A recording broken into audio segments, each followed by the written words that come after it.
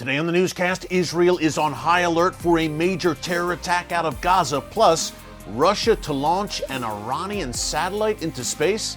Get all the breaking details next.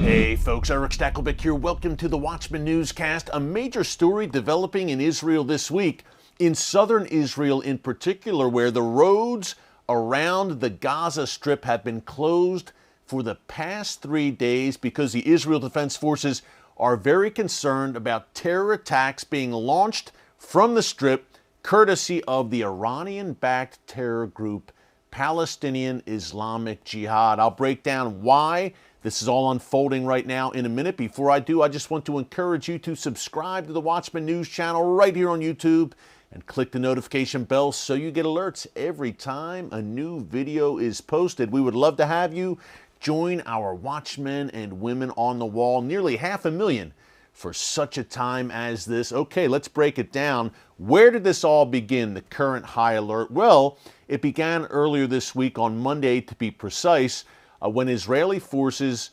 conducted raids in the city of Jenin. Now, that's in the Palestinian-controlled areas of the West Bank.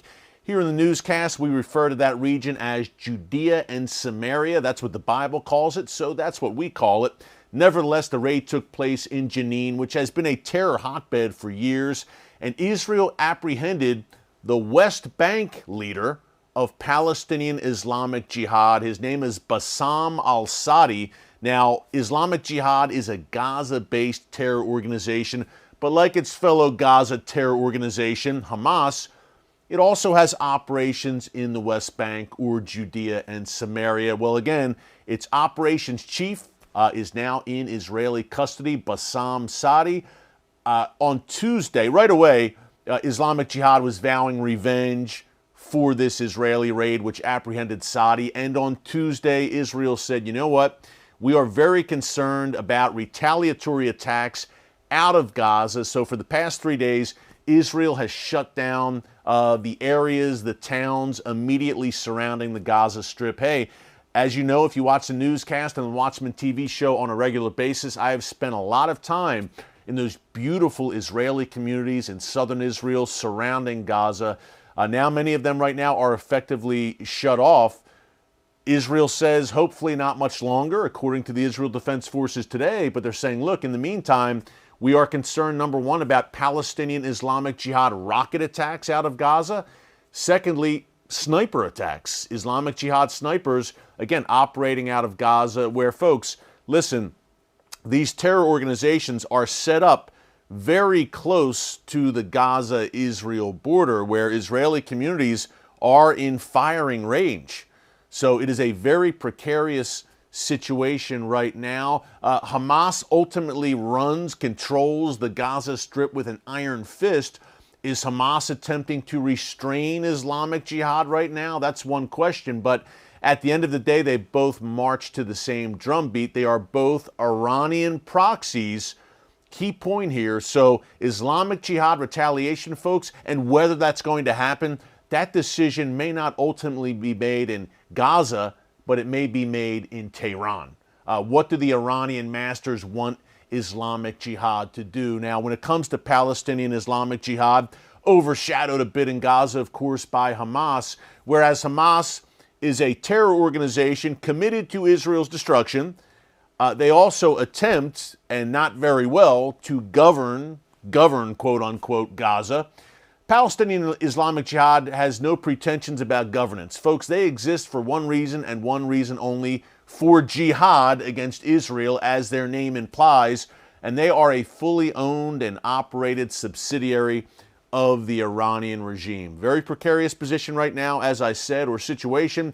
Islamic Jihad making very bellicose threats, threatening to hit the center of Israel in retaliation for Bassam Sadi's arrest.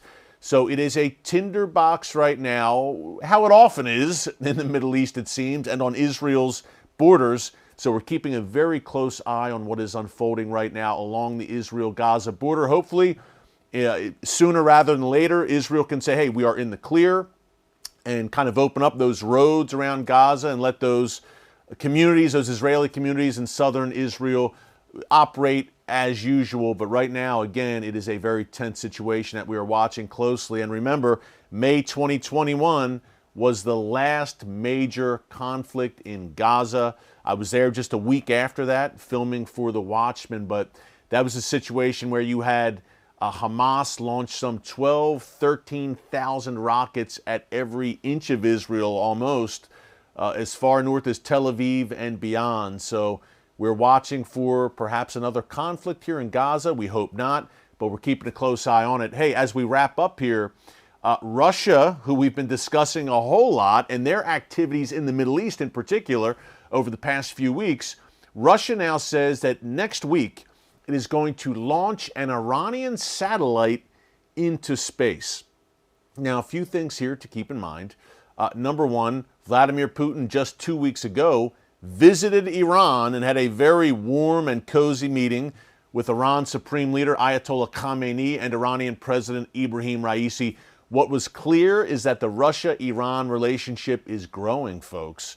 And an Iranian official even said that Russia is, quote, Iran's #1 strategic partner in the world. So we believe, if you watch a newscast on a regular basis, you know that we believe this is a prophetic alliance that is shaping up between Russia and Iran. And Iran now helping to equip Russia with drones that will be used in Ukraine. And Russia now returning the favor with this satellite launch that is planned for next week of an Iranian satellite. Look, we've been documenting this, how Iran has been attempting for the past few years to launch satellites into space, because that technology is crucial to developing intercontinental ballistic missiles, ICBMs for short. And those missiles, folks, they do exactly what their name says.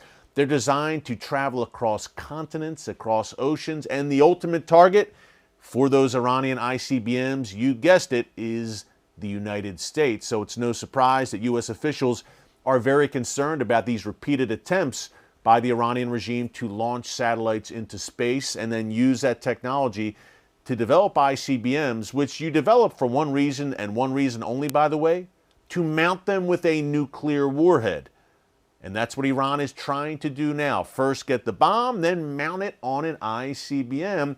And by the way, quick note as we go regarding Iran's nuclear weapons program, the United States, the European Union, representatives from both are in Vienna today, restarting the Iran nuclear talks with their Iranian counterparts. So I've said it before and I'll say it again today.